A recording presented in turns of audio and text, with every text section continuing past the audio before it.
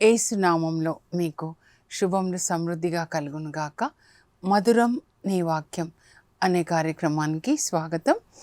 ఈరోజు మనం దేవుడు నాటిన నీతి వృక్షంలో అనే అంశం 49వ భాగం ధ్యానించుకుందామండి. మధురం మధురం నీ వాక్యం నా త్రోవకు దీపం నీ వాక్యం. ఈరోజు దేవుడు నాటిన నీతి వృక్షం ఎవరు అనంటే బర్నబా అండి. ఈయనని ప్రవక్త అని కూడా అపోస్తల కార్యాలు 13:1-2 చెప్పారనమాట. ఎవరి బర్నబా? మరి పరిశుద్ధ గ్రంథం ఈయన గురించి ఏం మాట్లాడుతుంది మనం ఒకసారి చూద్దామండి. అపోస్తల కార్యాలు 4వ అధ్యాయంలో 36-37 అలాగే ఇంకా అపోస్తల కార్యాలు 11:24 ఆ తర్వాత 13-15 వరకు అండి. ఈ అధ్యాయాల్లో బర్నబాని గురించి రాయబడి ఉంటుందండి. అయితే అపోస్తల కార్యాలు అనగానే మనకి ఏం జ్ఞాపకం రావాలి అంటే, మొదటి అధ్యాయం చూసినట్లయితే యేసు ప్రభు పరలోకానికి వెళ్తూ శిష్యులకి చెప్తారు, పరిశుద్ధ ఆత్మ మీ పైకి వచ్చినప్పుడు మీరు శక్తిని పొందుతారు, అప్పుడు మీరు నాకు సాక్షులుగా ఉంటారు అని పరిశుద్ధ ఆత్మ కొరకు వాళ్ళని వేచి ఉండండి అని చెప్పి ఆయన పరలోకానికి వెళ్ళిపోతారండి. అప్పుడు ఈ శిష్యులందరూ అంటే అపోస్తులు తర్వాత శిష్యులు అందరూ 120 మంది అన్నమాట. ఇంకా మరియ తల్లి, కొంతమంది స్త్రీలు, యేసు ప్రభుకి పరిచర్య చేసిన స్త్రీలు మేడ పైగదిలో అందరూ ఒక చోట చేరి ఎడతెగక ప్రార్థించుచున్నారు. యేసు తల్లి మరియ తల్లి కూడా అక్కడ ఉన్నారు. అపోస్తల కార్యాలు 1:14 అండి. అప్పుడు వాళ్ళు ఎడతెగక దేని కొరకు ప్రార్థిస్తున్నారు? మరియ తల్లి ఆ 120 మంది కొరకు దేని కొరకు ప్రార్థిస్తున్నారంటే పరిశుద్ధాత్మ కొరకండి. లూకా సువార్త 11వ అధ్యాయం మీరు చదివితే అక్కడికి యేసు ప్రభు శిష్యులు వచ్చి అడుగుతారు, ప్రభా, యోహాను బాప్తిస్మ యోహాను వాళ్ళ శిష్యులకి మరి ప్రార్థన నేర్పించాడు, మాకు కూడా నేర్పించండి అంటే, ఇదో ఈలాగున మీరు ప్రార్థించండి, పరలోకమందున్న మా తండ్రి మీ నామము పరిశుద్ధపరచబడునుగాక, మన ద్వారా అన్నమాట. అందులో 7 అంశాలు ఉంటాయండి పరలోక ప్రార్థనలో. ఆ తర్వాత మీరు పరిశుద్ధాత్మ కొరకు అడగండి, అడుగు వారికి తండ్రి దేవుడు పరిశుద్ధాత్మని ఎంతగా ఇచ్చినో మీరు ఊహించండి. మీ మనసులో ఇది రాయబడి ఉండాలండి. మనం ప్రార్థించవలసింది పరిశుద్ధాత్మ కొరకు. యేసు ప్రభు తన పరిచర్యలో అందరి దృష్టి పరిశుద్ధాత్మ వైపే ఆయన తిప్పుతాడనమాట. నన్ను విశ్వసించువాని అంతరంగం నుండి జీవజల నదులు ప్రవహిస్తాయి, యోహాన్ 7:38 అన్నమాట. ఈ జీవజల నది పరిశుద్ధాత్మ నది అన్నమాట, మనలో నుంచి ప్రవహించాలి అని. ఆయన పరలోకానికి వెళ్ళిన తర్వాత వీళ్ళు ప్రార్థన చేస్తున్నారు. ఇప్పుడు అపోస్తల కార్యాల్లోనికి వద్దామండి. ప్రార్థన చేస్తున్నప్పుడు 2వ అధ్యాయంలో పెంతెకోస్తు పండుగ వచ్చినప్పుడు ముందుగా అక్కడ ఆ మేడ పైగదిలో ఉన్న వాళ్ళందరి మీదకి ఏమొచ్చిందంటే ముందు పరిశుద్ధాత్మ గాలి వీచిందండి. పరలోకం నుంచి పరిశుద్ధాత్మ గాలిలాగా వచ్చారనమాట. ఆ గాలి అంతా వీచింది. అంటే గాలి వీచినప్పుడు దుమ్ము వెళ్ళిపోయినట్లుగా పరిశుద్ధాత్మ మనలోనికి ఆయన వచ్చినప్పుడు మనలో ఉన్న దుమ్మంతా తీసేస్తాడు, పాప మలినం తీసేస్తాడు. తర్వాత ఆ గదిలో మేడ పై గదిలో 120 మంది మీద పరిశుద్ధాత్మ అగ్ని నాలుకల రూపంలో అందరి మీద నిలబడ్డాడు. ఆ తర్వాత పరిశుద్ధాత్మ వాళ్ళలోనికి వెళ్ళారండి. అప్పుడు పరిశుద్ధాత్మ వాళ్ళకి శక్తిని ఒసగిన కొలది వారు అన్య భాషల్లో మాట్లాడసాగిరి. అపోస్తల కార్యాలు 2:1-5 అప్పుడు జరిగింది. క్రీస్తు శకం 30లో ఇప్పుడు కూడా ప్రతిరోజు జరుగుతూ ఉంటుందన్నమాట. ఇది చాలా ముఖ్యమైనదండి. యేసు ప్రభు ఒక స్త్రీ ద్వారా, మరియ తల్లి ద్వారా ఈ లోకంలోనికి వచ్చారు. అయితే పరిశుద్ధాత్మ గాలిలాగా అగ్నిలాగా ముందుగా పెంతెకోస్తు దినాన ఆ మేడ పై గదిలో ఉన్న 120 మందిలోనికి వచ్చాడు. ఇప్పుడు మనందరిలో ఆయన నివసిస్తున్నాడు. ఈ నూతన నిబంధన ఏంటంటే మన దేహం దేవుని ఆలయంగా, మనలో పరిశుద్ధాత్మ దేవుడు, అంతేకాదండి తండ్రి కుమార పరిశుద్ధాత్మలు మనలో నివసిస్తారు. This is the greatest truth. ఎక్కడో దేవుణ్ణి వెతకూడదండి. సెయింట్ ప్యాట్రిక్ గారు ఎప్పుడు ఏం ప్రార్థన చేస్తారంటే, Christ is in me, Christ is around me, Christ before me, Christ behind me, Christ above me, Christ below me, Christ beside me అని ఆ ప్రార్థన నేను కూడా చేసుకుంటానండి. మీరు కూడా చేసుకోవాలి. క్రీస్తు నాలో ఉన్నాడు. క్రీస్తు ఎవరు? వాక్యం అన్నమాట. పరిశుద్ధాత్మ మనలోనికి రాగానే మనకి ఏదో వాక్యాన్ని చదివించి దాని ప్రకారం జీవించడానికి, నీతి మార్గంలో యేసు ప్రభువు నడిచిన సిలువ మార్గంలో, నీతి మార్గంలో, శ్రమల మార్గంలో ఆయన మనల్ని పరలోకానికి నడిపిస్తాడనమాట. అందుకే రోమా 8:14 దేవుని ఆత్మ వలన నడపబడువారు దేవుని పుత్రులు అని వ్రాయబడి ఉందండి. క్రీస్తు ఆత్మ ఎవరిలో లేదో వాళ్ళు క్రీస్తునకి చెందిన వాళ్ళు కాదు. రోమా 8:7. ఈరోజు ఆ అధ్యాయం కూడా చదవండి. మనం చర్చికి వెళ్తుండొచ్చు, కొన్ని ప్రార్థనలు చేస్తుండొచ్చు, కానీ క్రీస్తు ఆత్మ మనలో ఉండాలన్నమాట. ఏంటి ఆ క్రీస్తు ఆత్మ అంటే? దేవునికి విధేయత చూపించిన ఆత్మ, శిలువ మరణం వరకు తండ్రి చిత్తాన్ని చేసిన ఆ ఆత్మ మనలో ఉండాలన్నమాట. అది అయితే ఇక్కడ మన అపోస్తల కార్యాలు 2వ అధ్యాయంలో వాళ్ళు పరిశుద్ధ ఆత్మని పొందుకున్నట్లుగా మనందరం పరిశుద్ధ ఆత్మని పొందాలండి. దాని కొరకు దాహం కొని ఉండాలి. వీళ్ళు 3.5 సంవత్సరాలు యేసుప్రభు యొక్క వాక్యాన్ని వింటారు. ఆ వాక్యం వాళ్ళ హృదయాల్లో అది నిలువ చేయబడిందనమాట. ఇప్పుడు పరిశుద్ధ ఆత్మ వాళ్ళలోనికి వచ్చారు. 3.5 సంవత్సరాలు దేవుని యొక్క వాక్యాన్ని విన్నారు యేసుప్రభు యొక్క శిష్యులు అన్నమాట. మనం కూడా వాక్యం చదువుతున్నప్పుడు పరిశుద్ధ ఆత్మ మనలోనికి వెళ్తారండి. అప్పుడు ఆ పరిశుద్ధ ఆత్మ వాక్యం మనం జీవించేలాగా మనకి శక్తినిస్తారు. ఈ అనుభవం అందరూ పొందాలి. ఎందుకంటే యోహాను 3లో యేసుప్రభు నికోదేముకి చెప్తారు, ఒకడు ఆత్మ వలన నీటి వలన జన్మించడనే తప్ప దేవుని రాజ్యంలో ప్రవేశించడు.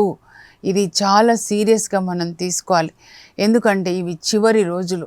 అన్ని సూచనలు మనం చూస్తున్నాం. కేరళకి ఏం జరిగిందో, ఆ తర్వాత యుద్ధాలు, ఇదన్నీ మనం చూస్తున్నాం. భూకంపాలు ఎక్కడ చూసినా కూడా. కనుక సిద్ధంగా ఉండాలి. మీరు మేఘాలు పట్టినప్పుడు ఆకాశంలో అది చూసి ఇంకా వర్షం వస్తుంది అంటారు కదా. మరి యుగాంతపు సూచనలన్నీ చూస్తున్నారు కదా. అప్పుడు మీరేం గ్రహించాలి? ఆయన యేసుప్రభువు రాకడ సమీపంలో ఉంది, ఆయన వాకిట ఉన్నాడు అని మీరు తెలుసుకోవాలంట. ఎవరైనా వాకిట్లోకి వస్తే, వాకిట అంటే ఇంటికి, మన ఇంటికి డోర్ దగ్గర వచ్చారంటే లోపలికి వస్తారు కదండి.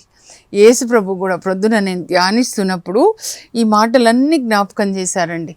ఇవన్నీ చూస్తున్నారు కదమ్మా. ప్రొద్దునంతా ఒకే వర్షం అండి, రాత్రి వర్షం, సడన్గా వర్షం, సడన్గా వేడి, ఎక్కడ చూసినా మళ్ళీ ఇప్పుడు అనారోగ్యం, వైరల్ ఫీవర్ అని, ఇంకేంటి డెంగ్యూ ఫీవర్ అని, ఇంకా చికెన్ గనియా అని, అనారోగ్యాలు, రోగాలు ఎక్కువైపోతూ ఉన్నాయి. కోవిడ్ దగ్గర నుంచి కదా, దాదాపు 2020 నుంచి అన్నమాట. యుద్ధాలు, రోగాలు, భూకంపాలు, కరువులు. ఇంకా బేసిక్గా నిన్న వెళ్ళినప్పుడు మా అన్నయ్య చెప్తా ఉన్నారనమాట, రాఖీ పండుగ కట్టాలి అన్నయ్య దగ్గరికని వెళ్తే, ఇదంతా జరిగిన తర్వాత ఇన్ని వచ్చినా కూడా మా అన్నయ్య అంటున్నారు, జసింత ప్రజల్లో దైవభీతి ఇంకా తగ్గిపోయింది. దేవునికి దగ్గర రావాల్సిన వాళ్ళు దైవభీతి తగ్గిపోతూ ఉంది. మీరు యెషయా 11:2 ప్రకారం దయచేసి మీరు ప్రార్థించండి. నేను ఒక అక్కలాగా, తల్లిలాగా చెప్తున్నాను. మీ కొరకు, మీ పిల్లల కొరకు దేవుని యొక్క ఆత్మ నా హృదయంలో ఆయన ఉన్నారు. పాత నిబంధనలో అయితే ఇదో దేవుని ఆత్మ తన తలపై నిలిచి ఉన్నది. అది వివేకాన్ని ఇచ్చే ఆత్మ, విజ్ఞానాన్ని ఇచ్చే ఆత్మ. ఏ వివేకం అంటే బైబిల్ దేవుని యొక్క వివేకం అండి. Divine wisdom is different from demonic wisdom అన్నమాట. డివైన్ విజ్డమ్ ఏంటంటే ఈ లోకం అంతా చెత్త, యేసు ప్రభుని కలిగి ఉండడమే ఆస్తి. డీమానిక్ విజ్డమ్ ఏంటంటే ఈ లోకంలో ఆస్తి సంపాదించుకోవాలి, తినాలి, త్రాగాలి. దేహం దేవుని యొక్క ఆలయం కాదు, దయ్యాల ఆలయంగా త్రాగడము, తినడము, పాపం చూడడం, ఏమైనా సంపాదించుకోవాల్సిందే అవినీతి మార్గంలో. ఆ విజ్డమ్ కాదండి. పరిశుద్ధ ఆత్మ వస్తే మనకి పరలోక సంబంధమైన వివేకాన్ని ఇస్తాడు. పౌలు కలిగిన వివేకం. ఫిలిప్పీ 3లో పౌలు అంటాడు, నా క్రీస్తును గూర్చిన జ్ఞానముకై నేను ఈ లోకమంతా కూడా చెత్తగా భావిస్తున్నాను. మనకి ఎంత పరిశుద్ధాత్మ రావాలంటే ఈ లోకంలో ఉన్న గొలుసులు, ఆస్తి చెత్తగా కనబడాలి. అవినీతి సంబంధమైన సినిమాలు భయంకరమైన చెత్త, అసహ్యం కలిగేలాగా కనబడాలి. పరిశుద్ధాత్మ ఉంటే అలా ఉంటుందండి. ఆ తర్వాత దైవ భీతిని కలిగించే ఆత్మ. యెషయా 11:2 ప్రతి ఒక్కరూ ప్రతిరోజు ప్రార్థించండి. మీ పిల్లలకి కూడా ఈ ఆత్మనివ్వమని. పిల్లలు దేవునికి భయపడి వాక్యం చదువుకొని వాక్యం ప్రకారం జీవించాలి. యవ్వనస్తుల కొరకు ప్రార్థించాలి. మనం పరిశుద్ధాత్మని పొందిన తర్వాత పేతురు మొదటి ప్రసంగాన్ని చేస్తాడు. 2వ అధ్యాయంలో 11 నుంచి ఉంటుందండి అపోస్తల కార్యాలు. అప్పుడు పేతురు ప్రసంగాన్ని విని 3,000 మంది యేసు ప్రభుని సొంత రక్షకునిగా అంగీకరిస్తారు. అంటే క్రీస్తు సంఘం పుట్టినరోజు, బర్త్డే ఆఫ్ ద చర్చ్ అన్నమాట పెంతెకోస్తు. పేతురు ప్రసంగాన్ని విని 3,000 మంది రక్షణలోకి వస్తారు. అలా రక్షణ పొందిన వాళ్ళలో ఈ బర్నబా కూడా ఒకరు అన్నమాట. బర్నబాని గురించి దేవుడు ఏం చెప్తున్నారంటే అపోస్తల కార్యాలు 11:24 అండి. చాలా మంచి మాటలు చెప్తున్నారండి. ఈ బర్నబా మంచివాడు, పరిశుద్ధ ఆత్మతోనూ విశ్వాసముతోనూ నిండి ఉన్నాడు అని చెప్తున్నారు. మంచివాడంటండి. యేసు ప్రభుని ఏమంటారు? మంచివాడు యేసు దేవుడు, మంచివాడు ఈ బర్నబా. ఏం చేస్తున్నాడు? పరిశుద్ధాత్మని పొందిన తర్వాత ఆయన ఏం చేస్తున్నాడు మనం ఒకసారి తెలుసుకుందామండి. అపోస్తల కార్యాలు 4వ అధ్యాయం 32 నుంచి అన్నమాట. 3,000 మంది మొదటి ప్రసంగంలో రక్షించబడతారు. అంటే 3,000 మంది పురుషులు, అన్ని కుటుంబాలు. మరి 3వ అధ్యాయంలో కుంటివానికి స్వస్థత ఇచ్చిన తర్వాత పేతురు, యోహాను ఇద్దరు లోపలికి వెళ్ళేటప్పుడు అప్పుడు దేవాలయంలో ప్రసంగం చేస్తాడు పేతురు. అప్పుడు ఇంకొక 2,000 మంది రక్షణలోకి వస్తారు. అంటే అపోస్తల కార్యాలు 4:4 ఏముంటుందంటే ఇప్పటికీ యేసుప్రభుని అంగీకరించిన వాళ్ళు యెరూషలేంలో 5,000 మంది పురుషులు, అంటే 5,000 కుటుంబాలు అన్నమాట. ఈ అందరికీ 5,000 కుటుంబాలకి ఒక తండ్రిలాగా ఉన్నాడు బర్నబా. అంతేకాదు అపోస్తులకి కూడా తండ్రిగా ఉండి వాళ్ళని ఎంకరేజ్ చేస్తూ ఉంటాడనమాట. ఎందుకంటే సువార్త బోధిస్తే వాళ్ళని జైల్లో పెడుతున్నారండి, చెరసాల్లో. ఈ ప్రధాన అర్చకులు వీళ్ళంతా మహాసభ సభ్యులు అనమాట.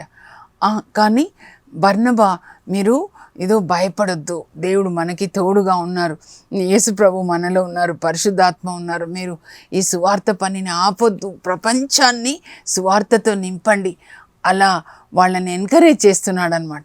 అందుకని ఆయనకి వాళ్ళు బర్నబా అని పేరు పెడతారు. బర్నబా అంటే ఉత్సాహపరచువాడు, మ్యాన్ ఆఫ్ ఎంకరేజ్మెంట్. మరి అసలు ఆయన పేరేంటి అంటే ఆయన అసలు పేరు యోసేపు అండి. యోసేపు ఎక్కడ పుట్టాడు అని అంటే ఆయన సైప్రస్ దేశంలో పుట్టాడండి. లేవీయ వంశంలో పుడతాడు. చాలా ధనికుడు. యేసు ప్రభుని అంగీకరించిన తర్వాత ఆయన ఏం చేశాడంటే సైప్రస్లో ఉన్న తన భూమి అంతా కూడా అమ్మేసి, ఆస్తిని అమ్మేసి, డబ్బంతా మొత్తం తీసుకొని వచ్చి అపోస్తుల చేతికి ఇస్తాడండి. అప్పుడు ఆ సంఘంలో ఉన్న 5,000 మంది చూస్తారనమాట. అందరికీ తండ్రి, అపోస్తులకి ఒక పెద్ద మనిషిలాగా, ఈ 5,000 మంది సంఘానికి ఈయన ఒక తండ్రిలాగా, అబ్రాహం లాగా ఉన్నాడు. అప్పుడు ఈయన మొత్తం తీసుకొని వచ్చి ఇచ్చాడు, మేము కూడా అలాగే ఇస్తామని వాళ్ళకి కూడా మరి ఒక ఇన్స్పిరేషన్ వచ్చేసి వాళ్ళ ఆస్తిపాస్తులు కూడా అమ్మి తీసుకొచ్చి అపోస్తులకు ఇస్తారు. ఇంకా ఇప్పుడు అపోస్తులు ఈయన కలిసి ఏం చేస్తున్నారు, ఈ 5,000 మంది కుటుంబాలకి ఎవరికి అవసరం ఉంది అలా అందరికీ పంచిపెట్టి అందరూ ఒక కుటుంబంలాగా, మనం యేసుక్రీస్తు యొక్క కుటుంబం. ఆయన మన తల, మనం ఆయన శరీరం. శరీరంలో అవయవాలన్నీ కలిసి ఉంటాయి కదా. కనుక యేసుప్రభు ఏం చెప్పారు? మీరు పరస్పరము ప్రేమ కలిగి ఉన్నచో నా శిష్యులని లోకం తెలుసుకుంటుంది. అందువల్ల ఒక కుటుంబం, క్రీస్తు శరీరం అంటే అన్ని అవయవాలు ఒకే శరీరం కదండి. అలా ఒక కుటుంబం లాగా ఉన్నారనమాట. యేసు ప్రభు మరి ఈ లోకంలో ఉన్నప్పుడు ఆయనకి శరీరాన్ని మరియ తల్లిలో నుంచి ఇచ్చారు దేవుడు. ఇప్పుడు యేసు ప్రభు శరీరం ఎవరిలో ఉంటున్నారంటే ఆయన ఇప్పుడు ఈ క్రీస్తు సంఘంలో ఉంటున్నారనమాట. ఆదిమ సంఘం ఎలా ఉందో మనం కూడా అలా ఉండాలండి. ఈ బర్నబా వాళ్ళందరికీ ఒక ఇన్స్పిరేషన్ అన్నమాట. ఆయనను చూసి అపోస్తల కార్యాలు 4:32 నుంచి మీరు చదివితే ఆ క్రీస్తు సంఘం 5,000 కుటుంబాలు అన్నమాట. ఒకే మనస్సు, ఒకే హృదయం. అందరూ బర్నబా ఇది చెప్పాడు అనుకోండి, అందరూ అలాగే అయ్యాం, నువ్వు చెప్పినట్లే చేస్తాం. ఒకే హృదయం. ఒకరొకటి చెప్తే ఒకరు ఇంకొకటి చెప్పడం కాదు, అలా లేదు. ఒకే హృదయం, ఒకే మనస్సు కలిగి ఉన్నారు. ఎవరు కూడా ఇది నా సొంతం అని చెప్పుకోవట్లేదు. వాళ్ళ ఆస్తులన్నీ అమ్మేసి అపోస్తుల దగ్గర డబ్బు ఇచ్చినప్పుడు వీళ్ళ అపోస్తులు ఏం చేస్తున్నారంటే ఎవరికి అవసరం ఉంటే వాళ్ళకి పంచుతున్నారు. కానీ వాళ్ళు ఎప్పుడూ ప్రార్థన చేసి సువార్త బోధించే బిజీగా ఉంటారు. అపోస్తుల అవసరాలు, ఈ 5,000 మంది ఆదిమ సంఘంలో అవసరాలు అన్నీ చూసే ఒక మంచివాడు బర్నబా వీళ్ళందరికీ తండ్రిగా ఉన్నాడండి. అలాంటి తండ్రులు ప్రతి గ్రామంలో మరి దేవుడు లేవనెత్తుదురుగాక అలాంటి తండ్రులని. ఒక గ్రామం అంతా ఒక కుటుంబంలాగా ఒకరికొకరు సహాయం చేసుకోవాలి. అది అండి ప్రార్థన అంటే, ప్రేమగా జీవించడం అన్నమాట. వీళ్ళు అలాగే ఉన్నారు. అందువల్ల దేవుడు వాళ్ళ మీద చాలా ఆశీర్వాదాలు కుమ్మరిస్తున్నారంట. ఆ తర్వాత మనం 11వ అధ్యాయానికి వెళ్ళినట్లయితే అక్కడ ఏం జరిగిందో చెప్తానండి. ఆ లోపల ఇలా యెరూషలేంలో ఉన్నటువంటి యూదులందరూ యూద మతాన్ని విడిచిపెట్టి మరి ఇప్పుడు అపోస్తుల బోధ విని వాళ్ళు క్రైస్తవులు అయిపోతున్నారు కదండి, విశ్వాసులు అని పిలుస్తారు ఇప్పుడైతే. అప్పుడు అక్కడ సౌలు అనేటటువంటి ఒక వ్యక్తి ఉన్నాడండి, బెన్యామీన్ గోత్రానికి చెందినవాడు. ఆయన ఎక్సలెంట్ అన్నమాట. పాత నిబంధన కొట్టిన పిండి అంటారు చూడండి, అంత బాగా తెలుసు. ఎందుకంటే ఆయన గమాలియేల్ అనే ఆ గురువు గారి దగ్గర నేర్చుకున్నాడు అన్నమాట. ఎంత రోషం అంటే, మోషే ధర్మశాస్త్రం దేవుడు మనకిచ్చారు, మనం దాన్ని పాటించాలి. ఎందుకు మీరు మన మతాన్ని విడిచిపెట్టి ఇంకా క్రొత్తగా ఈ క్రీస్తు మతంలోకి వెళ్ళిపోతున్నారని క్రైస్తవుల్ని హింసించడం ప్రారంభిస్తాడండి. ముందుగా 7వ అధ్యాయంలో స్టీఫెన్ హత్యకి ప్లాన్ చేసింది ఈయన అన్నమాట. ఆ స్టీఫెన్ హత్య అప్పుడు సౌలు అనే ఒక యువకుడు ఎవరైతే రాళ్లతో కొట్టి చంపుతున్నారో స్టీఫెన్ని, వాళ్ళ పై వస్త్రాలన్నీ కాపులా కాస్తున్నాడు అనమాట.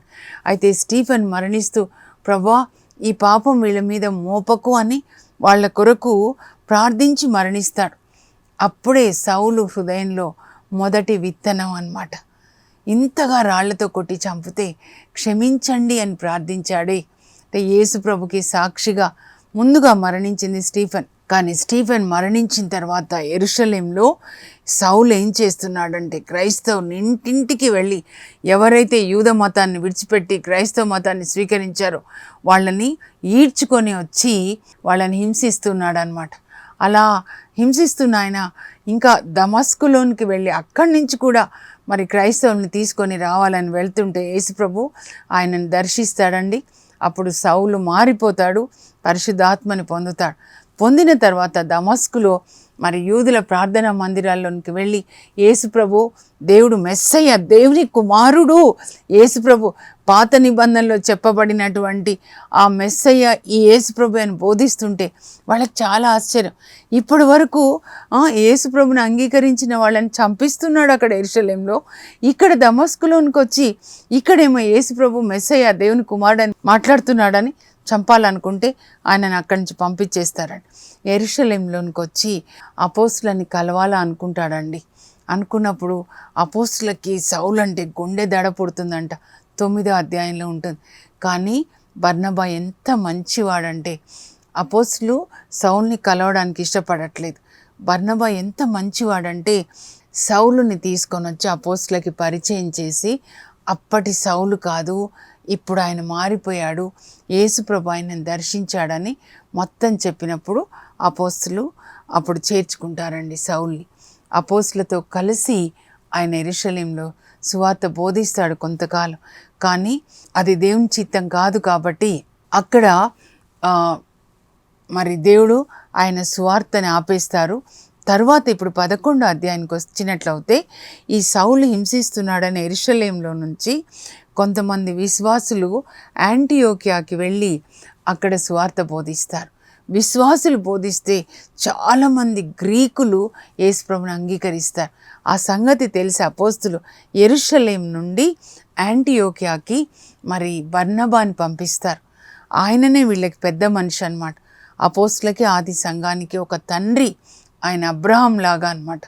అప్పుడు ఆయన వెళ్ళి చూస్తే యాంటియోకియాలో విశ్వాసులు బోధిస్తున్నారు. ఇక్కడి నుంచి వెళ్ళిన వాళ్ళు సైప్రస్ నుంచి, సిరేనియా నుంచి వచ్చిన వాళ్ళు అన్నమాట. అనేక మంది విశ్వాసులు అవుతారు. అప్పుడు బర్నబా అక్కడ వాళ్ళకి సువార్త బోధిస్తాడండి. పునాది రాయి యాంటియోకియాలో ఉన్న క్రైస్తవులకు అన్నమాట. అప్పుడు దేవుడు ఆయనను ప్రేరేపించినట్లే ఆయన తార్సుకు వెళ్ళి, వాళ్ళ సొంత ఊరు పౌలు వాళ్ళ ఊరు, పౌలుని వెతుక్కొని వచ్చి ఇద్దరూ కలిసి యాంటియోకియాలో సువార్త బోధిస్తారు. అక్కడే క్రైస్తవులు మొదటిసారిగా విశ్వాసులను పిలువబడతారనమాట. తర్వాత వీళ్ళిద్దరూ కలిసి మొదటి సువార్త ప్రయాణానికి వెళ్తారండి. నేను మ్యాప్లో చూపిస్తాను, ఇక్కడ మీరు చూడండి. సైప్రస్, ఇది బర్నబా వాళ్ళ పట్టణం అండి. అక్కడి నుంచి మరి యెరూషలేంకి పెంతెకోస్తు పండుగకి వచ్చి ఉంటాడు. పేతురు యొక్క ప్రసంగాన్ని విని ఆయన యేసుప్రభుని సొంత రక్షకునిగా అంగీకరిస్తాడు. అక్కడ ఆదిమ సంఘానికి తండ్రిగా అపోస్తులని మరి ఉత్సాహపరిచేటటువంటి వ్యక్తిగా ఉంటాడనమాట.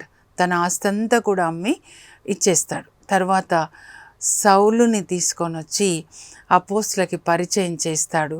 ఆ తర్వాత మరి అపోస్తులు యెరూషలేము ఇక్కడి నుంచి యాంటియోకియాకి ఆయనను పంపిస్తారనమాట, బర్నబాని.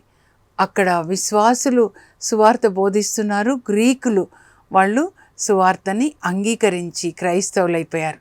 ఆ తర్వాత ఇంకా ఆయన తార్సుకు వెళ్తాడు. ఇది పౌలు పట్టణం అండి. తార్సుకు వెళ్ళి పౌలుని వెతుక్కొని మరి పౌలుని అక్కడ తీసుకొస్తాడు. ఇప్పుడైతే సౌలు అనే పిలుస్తారులేండి.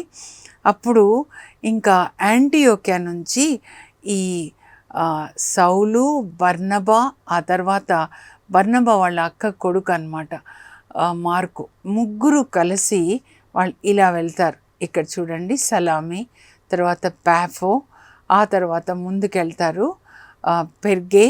ఇక్కడ వచ్చినప్పుడు మార్కు తిరిగి వెళ్ళిపోతాడండి, భరించలేక, యవ్వనస్తుడు కదా, మార్కు వెళ్ళిపోతాడు. ఇంకా అప్పుడు వీళ్ళిద్దరే మిగులుతారనమాట, బర్నబా తర్వాత ఇప్పుడు పౌలు అనమాట. పాఫోలో ఇక్కడ నుంచి ఆయనని పౌలు అని పిలుస్తారు.